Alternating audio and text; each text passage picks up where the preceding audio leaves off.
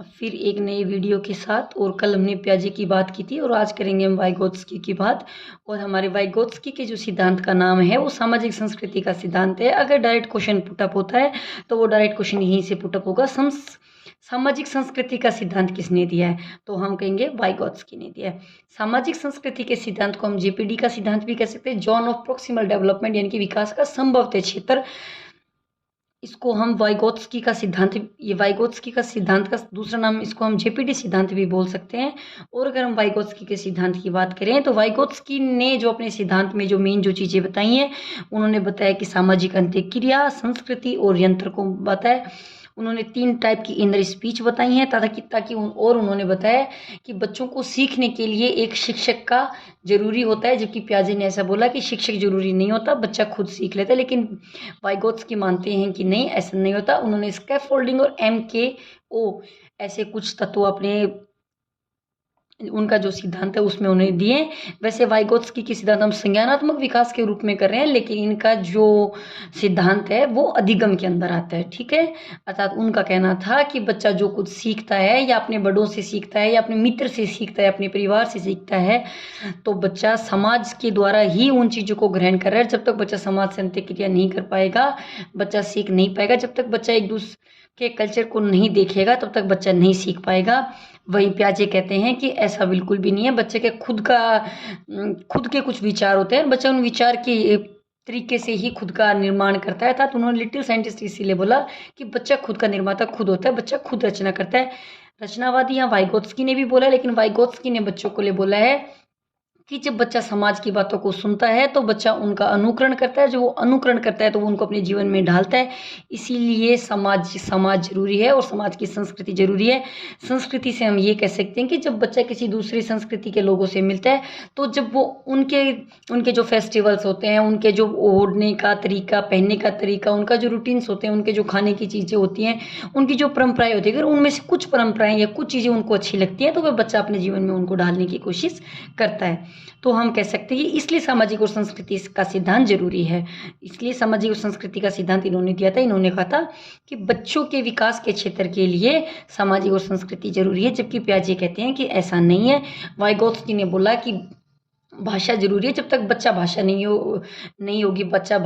होगी बच्चे के पास, जब तक बच्चा बाह्य चीज़ों से संप्रेषण नहीं कर पाएगा।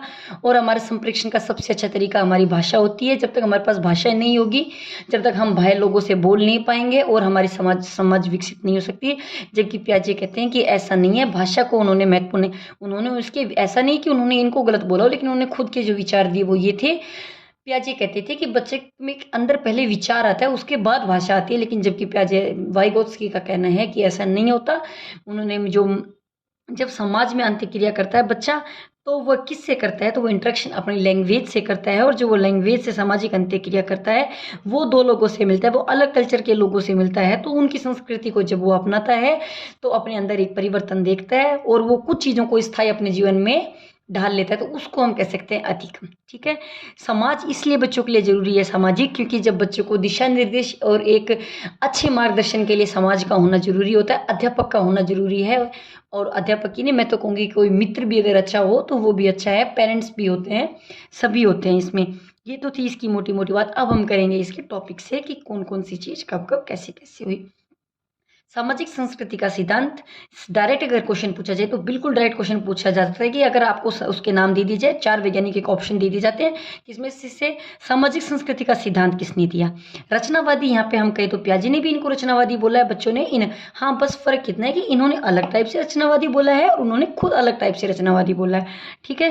ये कहते हैं कि बच्चे की खुद की एक भाषा होती है, बच्चा उस भाषा को बोलता है और बच्चा अपनी भाषा से ही। लेकिन पियाजे कहते हैं कि ऐसा नहीं होता, बच्चे का खुद का कोई विचार होता है और उस विचार के आधार पे वो भाषा को बोलता है, ठीक है। ये सामाजिक संस्कृति के पहलुओं पर ध्यान देते हैं। शायद मुझे ज़्यादा बताने की जरूरत नहीं, क्योंकि यहाँ पर ने बात करी थी। जीन पियाजे कहते हैं परिपक्वता और आनुवंशिकता। कल जब हमने बात की थी तो मैंने आपको बताया था कि जीन पियाजे कहते हैं कि जब बच्चा परिपक्व होता है, वो अपनी आनुवंशिकता से जब वो परिपक्व होता है, जब वो अपने अनुभवों को इकट्ठा करता है, जब वो अनुभवों को इकट्ठा कर लेता है तो उसकी एक समझ विकसित हो जाती है। वो उन उद्दीपकों के प्रति अपने दिमाग में और बाह्य चीज़ों के बीच में एक संतुलन स्थापित कर लेता है और वह उस चीज़ को अपने अंदर अपनी समझ में उसको रख लेता है। ऐसा करके जीन पियाजे ने बताया था कि वो अपने अनुभवों के आधार पर बच्चा।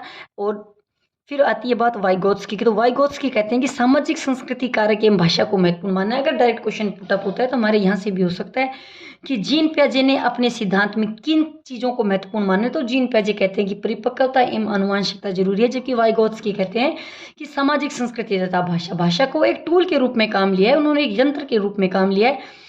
और उन्होंने बोला है कि बच्चे का खुद की एक भाषा होती है जिसके द्वारा बच्चा संप्रेषण करके समाज के लोगों से इंटरेक्शन करता है और अपनी बात उनसे कहता है और उनकी बात सुन के फिर वो एक निर्णय लेता है कि क्या सही है। तब वो बच्चा उसको एक मार्गदर्शन मिलता है, एक दिशा निर्देशन मिलता है। ठीक है, बात करें इनकी समप्रत्यय की। समप्रत्यय में भी क्वेश्चन पुटअप सीधा भी हो सकता है कि हमें तीन ऑप्शन इनमें से दे दीजिए, एक ऑप्शन अलग दे दीजिए और हमसे पूछ लिया जाता है कि वाइगोत्स्की का समप्रत्यय निम्न में से कौन सा है। तो सबसे पहले सोशल इंटरेक्शंस, उन्होंने कहा था कि बच्चा सामाजिक अंतःक्रिया के द्वारा सीखता है। ठीक है, सामाजिक अंतःक्रिया के द्वारा सीखता है, बच्चा अलग अलग संस्कृति के लोगों से सीखता है। और भाषा इसलिए टूल आवश्यक माना था उन्होंने भाषा को, कि जब बच्चे के पास भाषा होगी तो बच्चे के पास खुद के लिए भी कुछ कहने के लिए होगा, और जब खुद के पास कुछ भाषा ही नहीं होगी तो वो समाज के लोगों से क्या इंटरेक्शन करेगा, वो समाज के लोगों से ढंग से इंटरेक्शन नहीं कर पाएगा। ठीक है, अब बात करें इनकी, तो लेव वाइगोत्स्की का सिद्धांत सामाजिक संस्कृति का सिद्धांत भी कहते हैं, क्योंकि वाइगोत्स्की के अनुसार व्यक्ति के संज्ञानात्मक विकास में सामाजिक एवं सांस्कृतिक कारक तथा भाषा को महत्वपूर्ण माना है। ये बात मैंने यहाँ पे लिख दी। जबकि जीन पियाजे अपने सिद्धांत में परिपक्वता एवं आनुवंशिकता को महत्वपूर्ण मानते हैं। वो कहते हैं कि जब बच्चा समाज में वातावरण के लोगों से संपर्क में आता है तो वो उन उद्दीपकों के प्रति अपने दिमाग में एक संतुलन स्थापित कर लेता है और उन संतुलन के आधार पर ही वो आगे कार्य करता है। फिर उन्होंने जो दो दी थी वो अनुकूलन का अर्थ मैंने आपको समझा देता है कि हम जिस परिस्थिति में रहते हैं अगर हम उसके अनुकूल खुद को ढाल लेते हैं तो वो अनुकूलन होता है। फिर तो आत्मसातकरण और समायोजन, ये हमने डिटेल में वहाँ पढ़ लिया, इसलिए यहाँ पढ़ने की जरूरत नहीं है हमको। जीन पियाजे तो हमारे वाइगोत्स्की कहते हैं कि विकास एक सतत प्रक्रिया, जबकि हमने जीन पियाजे में पढ़ा था कि जीन पियाजे कहते हैं कि वो एक असतत प्रक्रिया। इन्होंने बताया था कि एक उम्र के हिसाब से बच्चा जो होता है वो विकास करता है, जबकि वाइगोत्स्की इन्होंने विकास की बात की थी, लेकिन वही हमारे वाइगोत्स्की ने अधिगम की बात की है। और उन्होंने बताया कि बच्चा हमेशा जब समाज से अंतःक्रिया करता है तो ही वह कुछ सीखता है और तब उस ज्ञान को अपने अंदर वो स्थायी कर लेता है। तो हम कहते हैं कि विभिन्न परिस्थितियों से सीखा हुआ वह स्थायी ज्ञान जिसे हम हमारे जीवन में उपयोग में ले रहे हैं उसे हम अधिगम कहते हैं। ऐसा ही वाइगोत्स्की का कहना था कि बच्चा अपने जीवन में नई नई चीज़ों को अपनाता है जब वह समाज के लोगों से, संस्कृति के लोगों के संपर्क में आता है। ठीक है, जीन पियाजे ने ये कहा था। जीन पियाजे, अगर हम इसकी तुलना करें तो इसकी तुलना जीन पियाजे के संज्ञानात्मक विकास के सिद्धांत के साथ की गई है। और जीन पियाजे ने अपने सिद्धांत के विकास में परिपक्वता एवं आनुवंशिकता को महत्वपूर्ण बताया, जबकि वाइगोत्स्की ने इसको बताया सामाजिक संस्कृति को माना है। और जबकि जीन पियाजे अपने सिद्धांत में कहते हैं कि वो शिक्षक की भूमिका को स्वीकार नहीं करते, जबकि वाइगोत्स्की कहते हैं कि वाइगोत्स्की शिक्षक की भूमिका को स्वीकार करते हैं। वो क्यों करते हैं ये मैं आपको आगे बताऊंगी। उन्होंने अपने सिद्धांत में जेपीडी एमकेओ स्कैफोल्डिंग दिया था, वो इसी चीज़ से संबंधित है कि जब बच्चा सीखता है तो एक संभावित क्षेत्र होता है, उसको हम जेपीडी बोलते हैं। या हम बात करेंगे जेपीडी की, एक बच्चे का एक विकास का एक सीमित क्षेत्र होता है, वहाँ तक बच्चा चीज़ों को आसानी से सीख लेता है। ठीक है, वो बच्चा इजीली से कर पाता है, लेकिन उसके बाहर का जो एक क्षेत्र होता है वो ये क्षेत्र होता है, यहाँ बच्चे को थोड़ी हेल्प की जरूरत होती है। तो इस हेल्प की जो जरूरत होती है इसको हम बोलते हैं स्कैफोल्डिंग। मतलब कि हो सकता है बच्चे का हिंट से भी काम चल जाए, लेकिन उस बच्चे का विकास क्षेत्र इतना है, लेकिन जहाँ उसको जो हिंट दे रहा है वह व्यक्ति उससे ज़्यादा कार्यकुशल होना चाहिए, अच्छी समझ होनी चाहिए, उसकी अच्छी विकसितता होनी चाहिए। वह बच्चा जो बच्चा उस चीज़ को पढ़ रहा है उससे ज़्यादा उस इंसान को आना चाहिए। जैसे हम अगर बच्चे की बात करें तो हमारा बच्चा अगर विद्यालय में जो चीज़ें सीख रहा है, हमारे बच्चे ने घर में कुछ चीज़ें सीख ली हैं, लेकिन फिर भी हम उसको स्कूल भेजते हैं कि कुछ चीज़ें वो स्कूल से सीखेगा, वहाँ उसकी शिक्षक से सीखेगा, वो अपने सहपाठियों से सीखेगा। जब वो उनके बीच में इंटरेक्ट करेगा तो वह उन चीज़ों से सीखेगा। ठीक है, तो वाइगोत्स्की कहते हैं कि बच्चे का जो होता है वो एक जेपीडी होता है। वहाँ तक माना मैं सीटेट का एग्जाम दे रही हूँ, ठीक है, मुझे ज़रूरत पड़ी कि मैंने इतना तो मुझे आता है कि मैं 30 में से 15 क्वेश्चन कर सकती हूँ, लेकिन 15 क्वेश्चन से मेरी पार नहीं पड़ेगी। तो मैंने क्या किया, स्कैफोल्डिंग के रूप में मैंने देखा, यूट्यूब पे सर्च किया टीचर को, कौन टीचर है उस टाइम जो मैं जिस टीचर को ढूंढ रही हूँ वो मुझसे ज़्यादा ज्ञानी होना चाहिए, उसे मुझसे ज़्यादा आना चाहिए, उसकी कुशल क्षमता मुझसे ज़्यादा होनी चाहिए। ठीक है, चाहे फिर वो कोई भी हो सकता है, जरूरी नहीं कि हमें शिक्षक कोई चुने, वो हमारे पेरेंट्स भी हो सकते हैं, उन्हें हमसे ज़्यादा होना चाहिए, वो हमारे एक मित्र भी हो सकते हैं।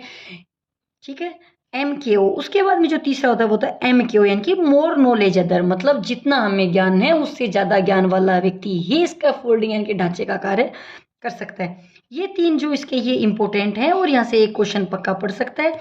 यहाँ से क्वेश्चन की अगर मैं बात करूँ तो क्वेश्चन डायरेक्ट कभी नहीं पूछेगा, लेकिन वो ऐसे पूछ सकता है कि भाई एक बच्चा है, उसको इतनी चीज आ गई है, आगे उसको ये चीज नहीं आ रही, तो उसके किसी मित्र ने उसकी सहायता की, तो जिस टाइम उसका मित्र उसकी सहायता कर रहा है तो वह मित्र किस रूप में उसकी सहायता कर रहा है, तो तब हम कह सकते हैं वो MKO भी हो सकता है। वो अगर उसने हल्का सा उसको हिंट दिया तो स्कैफोल्डिंग में भी आ सकता है और वो MKO में भी हो सकता है। उसके बाद हम बात करेंगे भाषा के रूप।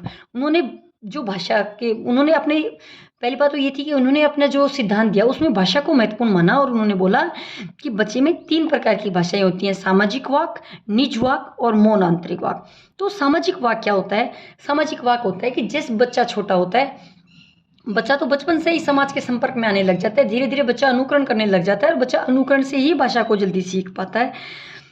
तो जब बच्चा दो साल का होता है तो वह बच्चा दुनिया से धीरे धीरे अपने शब्द बोलने लगता है, वो बातें करने लग जाता है। ठीक है, उस टाइम वो बच्चा, जैसे हम कहें कि अगर बच्चा कुछ गलत या अपशब्द बोलता है तो हम उसको तुरंत बोलते हैं कि नहीं ये गलत नहीं है, ऐसा नहीं बोलते, ये गलत है, इसको ऐसा नहीं बोलते। हम बच्चों को मैनर्स सिखाते हैं, हम बच्चों को बोलते हैं कि सुबह उठते गुड मॉर्निंग बोलते हैं, घर आए हुए कि हम पैर छुड़ाते हैं, मतलब जो भी चीज़ जो हमारे डेली, वो सबका अपना अलग अलग होता है कि कौन क्या करवाता है।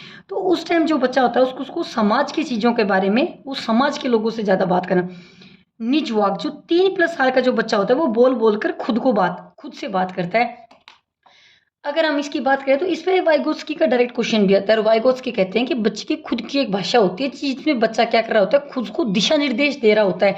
दिशा निर्देश से मतलब है कि आप कभी भी देखिएगा कि अगर बच्चा खेल रहा है और उसके पास बहुत सारे टॉयज पड़े हैं, तो वो अपने आप से बातें करता रहेगा कि मैं इस टॉयज को यहाँ लगा लेता हूँ, इस टॉयज को यहाँ लगा लेता हूँ। जैसे ये 2 पेन है, ये 2 पेनों के कैप है, तो उसके दिमाग में ये तूफानी चीजें चलती रहेंगी। मैं ऐसा करता हूँ, इसको ये लगा लेता हूँ, इसको ये लगा लेता हूँ, नहीं ये इसके अच्छा नहीं लग रहा, ये इसके अच्छा नहीं। फिर अपनी मम्मा, देखो मम्मा मैंने ये किया, अच्छा लग रहा है। तो उस टाइम जो हम प्रतिक्रिया करते हैं, यानी कि वो हमसे पूछ रहा है कि ये सही है या गलत है, और हम उसको उस चीज़ की समझ करवाते हैं। ठीक है, ये होती है निजवा, कि बच्चा खुद को एक दिशा निर्देश दे रहा है। मान लो एक बच्चा है, वो खिलौनों से खेल रहा है और खिलौनों से खेलता खेलता वो खुद से बातें कर रहा है, तो वाइगोत्स्की पूछते हैं कि उस टाइम बच्चा कौन सी भाषा का प्रयोग करता है, तो हम कहेंगे बच्चा निज वाक का प्रयोग कर रहा है, वो खुद के लिए एक भाषा का, खुद को दिशा निर्देश देने के लिए एक भाषा का प्रयोग कर रहा है। उसके बाद आती है मौन आंतरिक बातें, जो इंसान बस बोल नहीं पाता है, वो खुद के मन में ही उन चीज़ों के ऊपर विचार करता रहता है, और बच्चों को लगता है कि ठीक है जो मैं सोच रहा हूँ वो मेरे अंदर, वो उसको मन में सोचता है और सोच सोच के उसको करने लग जाता है, जबकि उसको जरूरी नहीं होता कि वह बात वह अपनी मम्मी पापा से या हमसे किसी से भी बोले। लेकिन अगर बच्चा यहाँ है और बच्चे को सुसु आई है तो वो कहेगा कि मुझे सुसु आ रही है, मुझे सुसु करवाना है। ठीक है, यहाँ आएगा तो बच्चा खुद के खिलौनों से खेलेगा, और बच्चा खुद को कहता रहेगा इस गाड़ी को मैं यहाँ से चला लेता हूँ, इस गाड़ी को मैं यहाँ से चला लेता हूँ। ठीक है, JPD MK मेरे हिसाब से क्वेश्चन ज़्यादा पुट होता है तो वो यहाँ से होता है, या फिर निज वाक से, या फिर डायरेक्ट होता है। इनके कारक भी महत्वपूर्ण होते हैं। मैं फिर बोल रही हूँ कि ये खुद में, प्याजे कहते हैं कि बच्चों के विकास के लिए अध्यापक जरूरी नहीं होता, लेकिन वाइगोत्स्की अध्यापक को महत्वपूर्ण मानते हैं। और वाइगोत्स्की कहते हैं कि बच्चा जब तक दूसरों से नहीं सीखेगा, इंटरेक्शन नहीं करेगा, तब तक बच्चा नहीं सीख पाएगा। जबकि प्याजे कहते हैं कि ऐसा जरूरी नहीं होता, बच्चा सीख पाता है। ठीक है, JPD आप समझ गए, जोन ऑफ प्रॉक्सिमल डेवलपमेंट, एक संभावित विकास का क्षेत्र होता है कि उस विकास के क्षेत्र तक तो मैं आसानी से पढ़ सकता हूँ, लेकिन उसके बाद मुझे किसकी हेल्प पड़ेगी, जो मुझे हेल्प पड़ेगी वो होगी मेरी स्कैफोल्डिंग, यानी कि मेरा ढांचा होगा। लेकिन उस हेल्प के लिए मुझे वह इंसान चाहिए जिसे मुझसे ज़्यादा कौशलता हो, जिसे मुझसे ज़्यादा ज्ञान हो, जिसे इस चीज़ के बारे में ज़रूरी नहीं है कि अगर मुझे साइकोलॉजी आ रही है तो जो मेरा जो जानकार है उसको भी साइकोलॉजी आ रही है। नहीं, ऐसा नहीं होता। हो सकता है उसकी मैथ्स बहुत अच्छी हो, सबकी सब चीज़ें अलग अलग होती हैं, सब व्यक्ति भिन्न भिन्न होते हैं।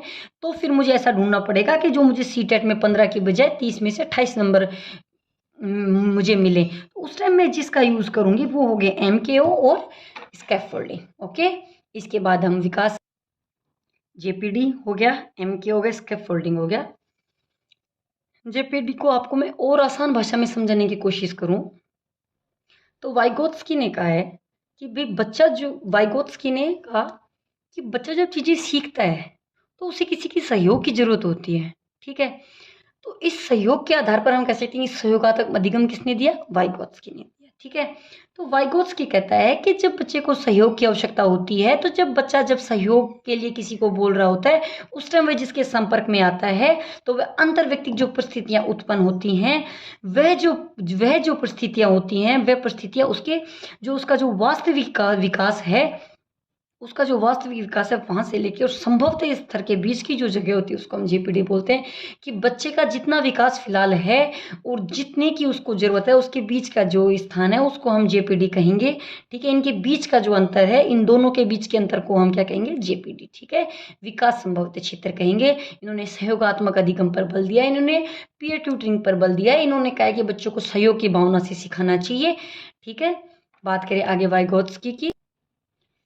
शिक्षा के क्षेत्र में बात करें तो इन्होंने कहा था कि जब भी बच्चा सीख रहा होता है तो सहयोग करना चाहिए, यानी कि पीयर ट्यूटरिंग पर बल दिया। उन्होंने बोला है कि क्लास में एक टीचर की बजाय अगर दो बच्चों को इंटरेक्शन करवा के सिखाया जाए, पीयर ट्यूटरिंग करवाई जाए, यानी कि परस्पर शिक्षण करवाया जाए, तो बच्चे ज़्यादा अच्छा सीख पाते हैं। इसलिए जितना हो सके इन्होंने चर्चाओं पर जोर दिया कि क्लास में एक टॉपिक दे दीजिए, उस टॉपिक पर अगर हम बच्चों को ढंग से बुलवाते हैं तो बच्चे का विकास होता है और बच्चे को सही गलत की पहचान होती है। इसलिए उन्होंने कहा कि बच्चे को एक सहयोगात्मक अधिगम पर बल दिया और उन्होंने कहा कि बच्चे को एक सहयोगी के रूप में एक अध्यापक की आवश्यकता पड़ती है। जबकि पियाजे कहते हैं कि ऐसा नहीं है, बच्चा स्वतंत्र रूप से कार्य नहीं कर सकता, बच्चा एक संज्ञान के स्तर पे कार्य करता है। जबकि वाइगोत्स्की कहते हैं कि नहीं, बच्चा स्वतंत्र रूप से कार्य तो करता है लेकिन फिर भी उसको एक संभावी क्षेत्र के बाद में उसको किसी हेल्पर की जरूरत होती है और उस हेल्पर को हम इसका फोल्डिंग कहेंगे। सहयोग करना, साथ में काम करना, सहपाठी अधिगम और परस्पर शिक्षण, ये इनके वाइगोत्स्की का शिक्षण में बहुत उपयोग है। अधिगम के आधार पर इन्होंने बोला है कि ज्यों ज्यों बच्चा सामाजिक चीज़ों से जुड़ता जाएगा, बच्चों का विकास ज़्यादा बढ़ता जाएगा। ठीक है, इसके हम कुछ क्वेश्चंस हैं वो कल करेंगे, बाकी वाइगोत्स्की इतना कोई हार्ड नहीं है, एक इजी टॉपिक है और छोटा भी है, बड़ा भी नहीं है। तो आप एक बार इसके हम क्वेश्चन और करेंगे तो शायद ज़्यादा अच्छा समझ में आ जाएगा। इसकी जो मुख्य जो टर्म्स हैं वो हमने बताई दी। इसकी जो टूल जो उन्होंने दिए थे वो 3 थे: सामाजिक अंतःक्रिया, संस्कृति और भाषा, जिसमें भाषा को उन्होंने बहुत महत्वपूर्ण माना है। उन्होंने बोला है कि भाषा एक वह साधन है, संप्रेक्षण का एकमात्र साधन भाषा है जिससे बच्चा समाज के लोगों से जुड़ता है और जब वो समाज के लोगों से जुड़ रहा होता है उस टाइम वो अपनी बात उनको बोल रहा होता है, अर्थात वो अंत्यक्रिया कर रहा होता है और वो चीज़ों को सीख रहा होता है। वह उन चीज़ों को कब